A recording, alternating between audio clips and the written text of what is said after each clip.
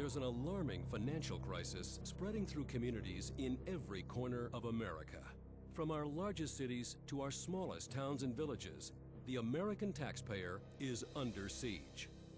Hardworking families already struggling to make ends meet are facing heartbreaking increases in their property taxes, skyrocketing income taxes, and a crippling onslaught of user fees on every imaginable product or service.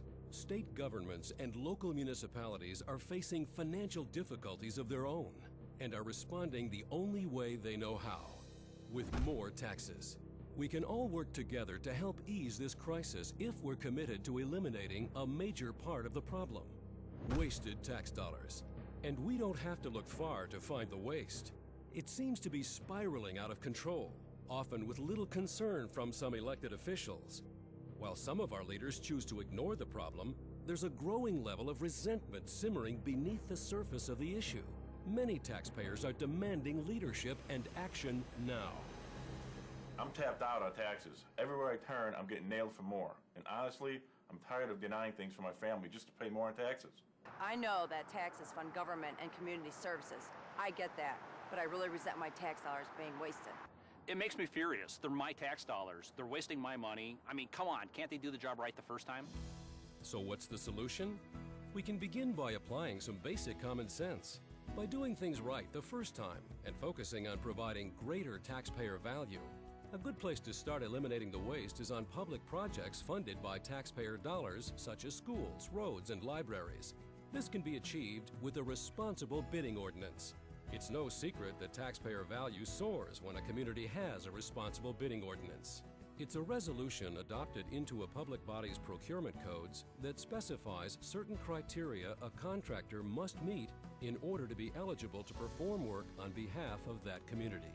Simple things like assuring that contractors have the proper business registrations, show past compliance with environmental, labor, and safety laws, have relevant insurance coverage, prevailing wage compliance, and apprenticeship and training participation. It can go a long way in assuring the financial and structural success of publicly funded projects. The responsible bidding concept also takes steps to help protect communities from low bidders who may not be as professional as we wish them to be.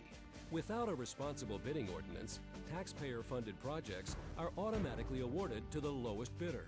With a responsible bidding ordinance, communities reserve the right to award projects to the lowest responsible bidder. Why is that important? While most contractors play by the rules, some don't. Countless violations occur every day, from wage violations to poor job training to unsafe working conditions. The result may be shoddy workmanship, which requires the job to be performed all over again at taxpayer cost, or job site accidents and injuries that may result in expensive lawsuits to the public body, who then pass the cost of the lawsuits on to the taxpayer. This creates more waste, costs more money, and offers less taxpayer value. I think that when it comes to responsible bidding ordinances, they make a lot of sense, and once people understand what it is they do and what it is they don't do, municipalities are adopting them in increasing numbers these days. All it really does is require contractors follow the laws that are already in place, make sure that we have good, safe working conditions and well-trained workers. All of that leads to great value for the taxpayer. As a public official, this isn't my money, it's the taxpayer's money, and my job is to get the most value. I think a responsible bidding ordinance gives me a good shot at getting the most value for my taxpayers. In the state of Illinois, we've required responsible bidding ordinances whenever you're using state dollars, because we know that those standards will be in place where the folks who are working on the job are appropriately trained, that the contractors you're dealing with are legitimate, that they're not giving you lowball offers and trucking in, people who aren't trained from other states to do work. We know that our money will be spent appropriately. Well, obviously the concept that we're trying to get to here is a training program. Everyone's in favor of a training program, but the question is, exactly what does a training program mean? The U.S. Department of Labor provides us with standards that are accepted, that are recognized across the nation as minimal levels of training. The Department of Labor requires 144 hours in the classroom, 2,000 hours on the job training. Typically 6,000 hours are required by most trades. Almost anybody, even me, can learn a job in 6,000 hours.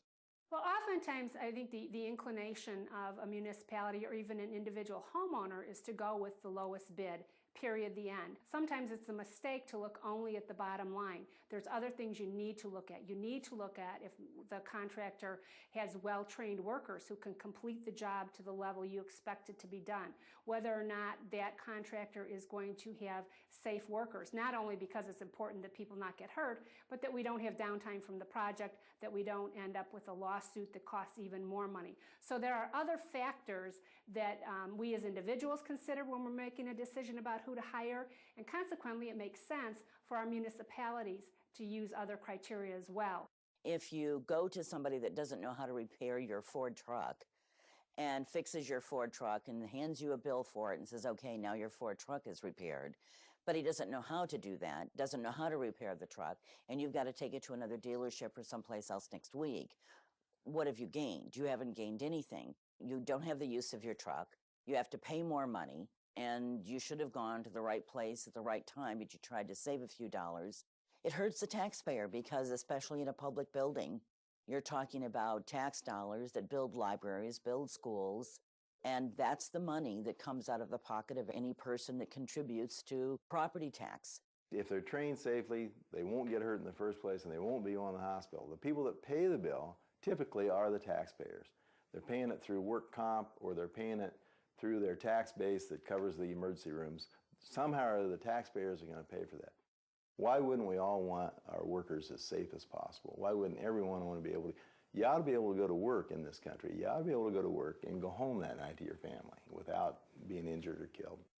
Besides providing greater taxpayer value, the overall economic loss to a community without a responsible bidding ordinance can be enormous. This whole thing is people need to make more money so that they can not just live day to day. They need to be able to make enough money so that they can buy the homes and the cars and all the things that we've all come to take for granted.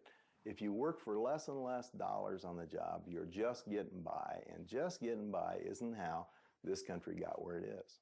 Adopting a responsible bidding ordinance is one of the easiest, most simple solutions a community can do to stop wasting tax dollars. There's no downside to saving tax money. There's no downside to on-the-job safety. There's no downside to having workers who are better trained and receive proper wages. There's no downside to keeping more disposable income circulating within the community. It helps working families maintain and to improve their lives. Having a responsible bidding ordinance in your municipality doesn't eliminate taxes. It eliminates wasted tax dollars and helps our local economies thrive. It puts workers on the job site who are better trained and who have successfully completed their respective apprenticeship programs, some with over 6,000 hours of on-the-job training and over 150 hours annually in the classroom. These apprenticeship programs often require continuous education, resulting in the most highly skilled and trained men and women working on taxpayer-funded projects in our hometowns. Inaction is a taxpayer's #1 enemy. To learn more about how a responsible bidding ordinance can stop wasting your community's tax dollars, visit iiiffc.org and click on Responsible Bidding. We can help you respond to the American taxpayer's growing demand for leadership, action, and greater taxpayer value.